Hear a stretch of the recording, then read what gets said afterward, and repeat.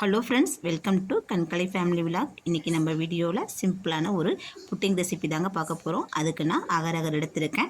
அதை சின்ன சின்னதாக நம்ம கட் பண்ணி இதுக்குள்ளே சேர்த்துக்கலாங்க.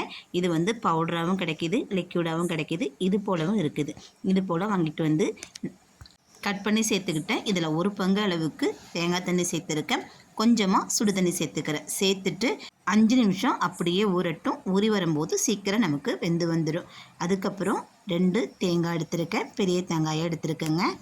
இந்த தேங்காய் 2ஐயும் உடைச்சி இதில் உள்ள தண்ணி எடுத்து வச்சுருக்கேன். தண்ணியை இந்த மாதிரி எடுத்து வச்சுருக்கேன். இதை ஒரு சல்லடை வச்சு நம்ம இது மேலே இருக்கிற தூசு துப்பு இல்லாமல் வடிகட்டி எடுத்துக்கலாங்க. வடிகட்டி எடுத்துட்டு இந்த தண்ணியை வச்சு தாங்க நம்ம ஜெல்லியே செய்ய போகிறோம். செம டேஸ்ட்டாக இருந்துச்சு. வாங்க எப்படி செய்யலான்னு பார்க்கலாம். அகர் செய்கிறதுக்கு நான் ஒரு பாத்திரத்தை அடுப்பில் வச்சுட்டேன்.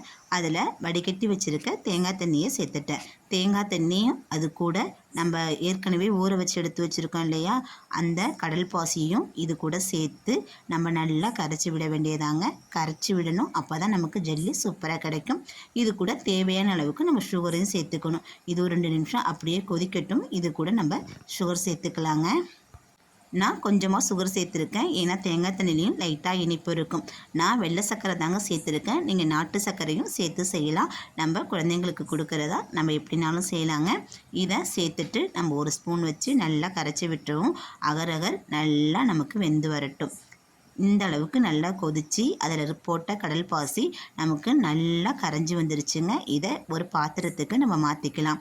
நம்ம வீட்டில் ரவுண்டாக இருக்கிற எந்த பாத்திரம் வந்தாலும் எடுத்து அதில் நம்ம ஊற்றிக்கலாங்க. இந்த மாதிரி நான் ரவுண்டாக இருக்கிற ஒரு மோல்டிங் பாத்திரத்தை நான் எடுத்திருக்கேன். இது கூட நான் அடியில் என்ன சேர்க்குறேன்னு பார்த்தீங்கன்னா மாதுளப்பழம் சேர்க்குறேன். நீங்கள் வேறு எந்த பழம் இருந்தாலும் சேர்த்துக்கலாங்க. இல்லை அப்படியே கூட நம்ம வெறுமனையாக ஊற்றி கூட சாப்பிட்லாம். இந்த மாதிரி பழங்களை போட்டு சாப்பிடும் போது குழந்தைங்களுக்கு ஹெல்த்தியாகவும் இருக்கும். அங்கங்கே கடைப்படும் போது சாப்பிட்றதுக்கும் நல்லாவும் இருக்குங்க. பார்க்கவும் நல்லா இருக்கும். பசங்களும் விரும்பி சாப்பிடுவாங்க. நீங்கள் அப்படியே அதை சேர்க்குறதுக்கு பிடிக்கலனாக்கா நீங்கள் அதை அரைச்சி அதில் இருக்க ஜூஸை கூட சேர்த்து நம்ம செய்யலாங்க. உடம்புக்கு ரொம்பவும் நல்லது. நான் வடிகட்டி எடுத்துக்கிறேன். ஏன்னா அதில் வந்து அடியில் அகர் வந்து கொஞ்சம் கொஞ்சம் தங்கி இருந்துச்சுன்னா இதை தங்கிக்கும். 2வது சுகரில் மண் தூசி எதுவும் இருந்துச்சுன்னா அந்த வடிகட்டிலே அப்படியே உறைஞ்சிக்குங்க. அதனால இதை நான் வடிகட்டி எடுத்துக்கிறேன். இதை நம்ம சுத்தமாக வடிகட்டி எடுத்துட்டு அப்படியே நம்ம காற்றுல ஆற விட்டுற வேண்டியதாங்க. இது ஒரு 2 மணி நேரம் அப்படியே இருக்கட்டும். நமக்கு சூப்பராக செட் ஆகி வந்துடும். வெளியில் வச்சா நம்ம 5 மணி நேரம் ஆகுங்க செட் ஆகுறதுக்கு. நம்ம 2 மணி நேரம் நல்லா வெளியில் வச்சு ஆற வச்சுட்டு நம்ம ஃப்ரிட்ஜில் வச்சு ஸ்டோர் பண்ணி வச்சோம்னா நமக்கு சீக்கிரமாகவே நமக்கு செட் ஆகி வந்துடும். நான் எடுத்து காமிக்கிறேன் உங்களுக்கு, பாருங்கள். அது வரைக்கும் இது ஓரமாக இருக்கட்டும். இதுக்கப்புறம் நான் ஒரு தேங்காய் எடுத்திருக்கேன். தேங்காயில் உள்ள சில்லு இந்த மாதிரி எடுத்திருக்கேங்க. இது மேலே உள்ள இந்த தோலை ரிமூவ் பண்ணிவிட்டு நம்ம சேர்க்கலாம். அப்படியும் சேர்க்கலாம். இது மேலே உள்ள தோலை எடுத்துகிட்டு சேர்த்தோம்னா நம்ம புட்டிங் செய்யும்போது நல்லா ஒயிட்டாக இருக்கும், வெள்ளை வெளியேர்னு இருக்குங்க. இல்லைனா கொஞ்சம் கலர் மங்கின மாதிரி இருக்கும். அவ்வளவுதான், மற்றபடி வேறு ஒன்றும் செய்யாது. இதை நம்ம ஒரு மிக்ஸி ஜாரில் சேர்த்துட்டு நான் நைஸாக அரைச்சி எடுத்துகிட்டு வந்துடுறேங்க. இதில் கொஞ்சமாக தண்ணி சேர்த்து நம்ம அரைச்சிட்டு வந்துடலாம். அரைச்சி எடுத்துகிட்டு வந்துட்டேன். அரைக்கிறதுக்கு முன்னாடி நான் ஏற்கனவே புட்டிங் செஞ்ச பாத்திரத்திலேயே இதை நான் சேர்த்துக்கிறேன். அகர் கொஞ்சமாக சேர்த்துட்டு கொஞ்சமாக தண்ணியும் சேர்த்துருக்கேங்க. இதையும் நல்லா நம்ம கரைச்சி விட்டுருவோம். இது நல்லா வெந்து வரட்டும். இது கூட நம்ம தேவையான அளவுக்கு கொஞ்சம் போல் சுகரும் சேர்த்துருக்கேன். வெள்ளை சர்க்கரை தான் சேர்த்துருக்கேன். நீங்கள் நாட்டு சர்க்கரை கூட சேர்த்துக்கலாங்க. இதில் சர்க்கரையோட அளவை கொஞ்சம் கூடுதலாக சேர்த்துக்குங்க. அப்போ தான் தேங்காய் பால் சேர்த்து செய்யும்போது சுவை அதிகமாக இருக்கும். தேங்காய் பால் ருசியும் நமக்கு தூக்கி கொடுக்கும். இப்போது தேங்காவை நைஸாக அரைச்சி எடுத்துகிட்டு வந்துடுறேன். அரைச்சிட்டு வந்துட்டேங்க. வந்த தேங்காயை நம்ம வடிகட்டி எடுத்துக்கலாம். கொஞ்சமாக தண்ணி ஊற்றி வடிகட்டி எடுத்துக்கோங்க. திக்கான பால் பக்குவத்துக்கு வடிகட்டி எடுத்தாச்சு. நம்ம கொதிக்க வச்சுருக்கிற அகரை எடுத்து நம்ம அது கூட சேர்த்துக்க வேண்டியதான். அடியில் கொஞ்சம் போல் அப்படியே திட்டாக இருக்குது. நான் அந்த மாதிரியே நான் சேர்த்துக்க போகிறேன். ஏன்னா சாப்பிடும்போது நறுக்குன்னு கடிப்படும், நல்லா இருக்குங்க சாப்பிட்றதுக்கு. இது அது கூட சேர்த்துக்கிறேன். நான் வடிகட்டலை. நீங்கள் வேணும்னா வடிகட்டி சேர்த்துக்குங்க. இது கூட சேர்த்துட்டு ஒரு கிளறி விட்டு நம்ம அப்படியே வச்சிட வேண்டியதாங்க.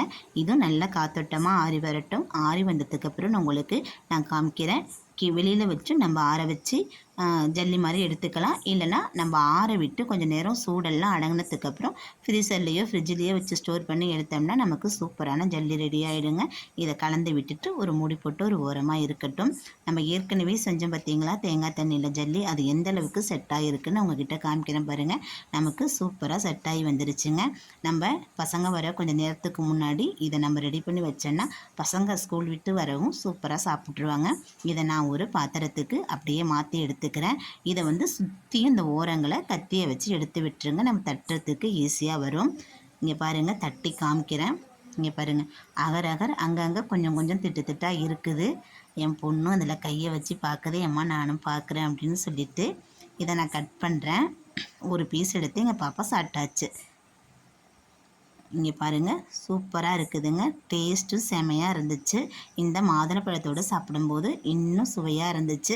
நீங்கள் இந்த ஃப்ரூட்ஸுன்னு இல்லை, எந்த பழனாலும் சேர்த்து செய்யலாம். பசங்களுக்கு செஞ்சு கொடுக்குறது நம்ம ஹெல்த்தியாகவே செஞ்சு கொடுக்கலாங்க. அடுத்து பார்த்திங்கன்னா நம்ம தேங்காய் பாலில் செஞ்சு வச்சோம் பார்த்திங்களா, அந்த புட்டிங்கும் நமக்கு ஓரளவுக்கு செட் ஆகி வந்துடுச்சு. இது அப்படியே ஒரு 2 மணி நேரம் இருக்கட்டும். அதுக்கப்புறம் இது எப்படி செட் ஆகிருக்குன்னு பார்க்கலாம். தேங்காய் பாலில் செஞ்ச ஜல்லி சூப்பராக நமக்கு ரெடி ஆகிடுச்சுங்க. ஆனால் இது செட் ஆகி வரத்துக்கு கண்டிப்பாக 4 மணி நேரத்துக்கு மேலேயே ஆகிடுச்சு. இதை கொஞ்சம் நேரம் ஃப்ரிட்ஜில் வச்சு நான் எடுத்துகிட்டு வந்திருக்கேன். இதை 2 லேயராக நமக்கு வந்திருக்கு. நம்ம தேங்காய் பால் எடுத்தோம் இல்லையா, தண்ணி ஊற்றி எடுத்ததுனால தண்ணியோட பகுதி கீழேயும் பாலோட பகுதி மேலேயுமா நமக்கு வந்திருக்கு. இதை ஒரு பாத்திரத்தில் நான் மாற்றிட்டு உங்களுக்கு காமிக்கிறேன் பாருங்கள். நான் அகர் கொஞ்சம் வேகாமல் இருந்து பார்த்திங்களா, அதை கூட எப்படியே போட்டதுனால மேலே திரியாக இருக்குது. கீழே பார்த்திங்கன்னா அந்த தண்ணி அந்த மாதிரி இருக்குது. அடியில் ஒயிட் கலரில் இருக்குது. அது சூப்பராக இருக்குது, சாப்பிட்றதுக்கு டேஸ்ட்டு செமையாக இருந்துச்சு. நான் இது தேங்காய் தண்ணியில் செஞ்ச ஜல்லியோட தேங்காய் பால் எடுத்து செஞ்ச ஜல்லி செமையாக இருந்துச்சு. கொஞ்சம் கூட மீதியே இல்லை, பசங்க எல்லாமே சாப்பிட்டு முடிச்சுட்டாங்க. இங்கே பாருங்கள், பார்க்கவே 2 லேயரில் இருக்குது. மேலே ஒயிட்லேயும் கீழே தண்ணியாகவும், ரெண்டுமே சூப்பராக இருக்குது.